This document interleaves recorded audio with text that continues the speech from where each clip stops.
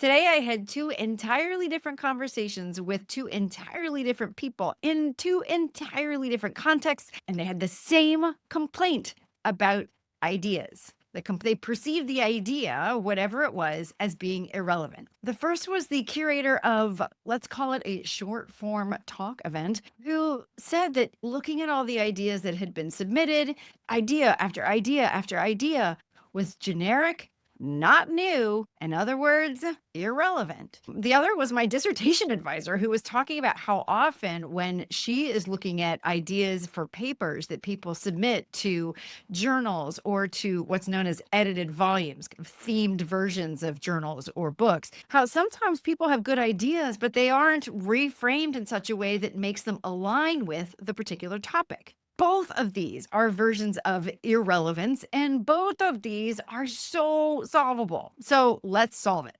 The first is the not new, it's generic. The thing is, you already know how to fix it. You just probably haven't turned it on your own ideas. Journalists call it sourcing. Before they publish anything, they go out and say, who else has said this? Where's the corroborating evidence? What else already exists on this topic so I can see what more there is to add or what's already been verified? Guess what? You can do the same thing.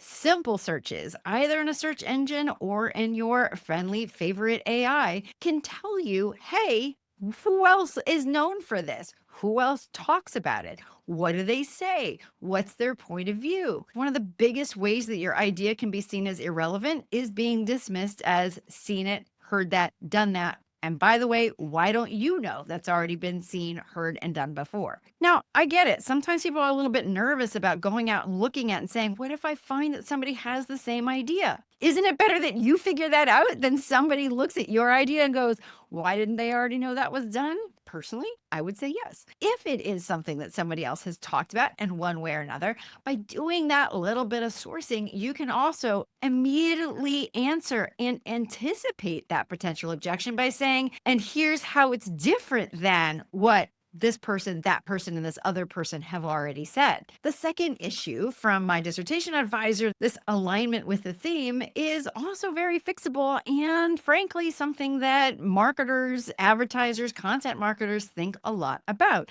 And that is, given who we're talking to, what would make those people most interested in this idea?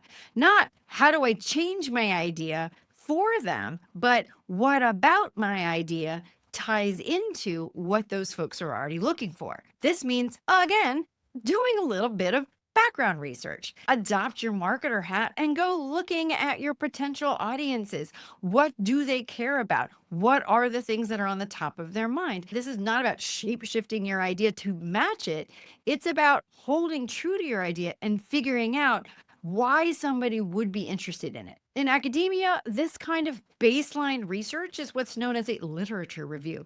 What a literature review is really about is about situating an idea, locating an idea in the landscape of other ideas that are relevant to it. That concept is something that you can easily adapt for your idea to ensure that you are not inflicting the avoidable error of irrelevance on it. Think about it a little bit like you are the tourist board for the city of your idea. The city doesn't move, your idea doesn't change. But how you talk to different people in different areas of the country about what they would enjoy in your city is going to be different. You talk to surfers about your beach, you talk to hikers about your mountains, you talk to shoppers about your shops, but all of it is still in the city. Do you see? Here's one last thing I want to share with you from academia. When you find other people who have studied a very similar, if not the same thing as you, that's good news.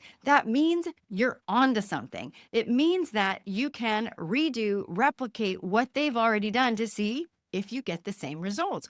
Or you can look at what they've done and go, I don't agree with what they were doing, how or why. Or you can say to yourself, interesting that they found that, but what about this other thing? There are so many different ways to build on the other things that you see and the other ideas and the other work that's been out there. The worst thing for you to do, though, is to make it look like you didn't bother at all. So your idea deserves that effort. It deserves that check. It deserves you doing that tiny little bit of extra work to locate it in the landscape, to understand for yourself what is the context for the idea and the context with which your audience is going to be paying attention to it.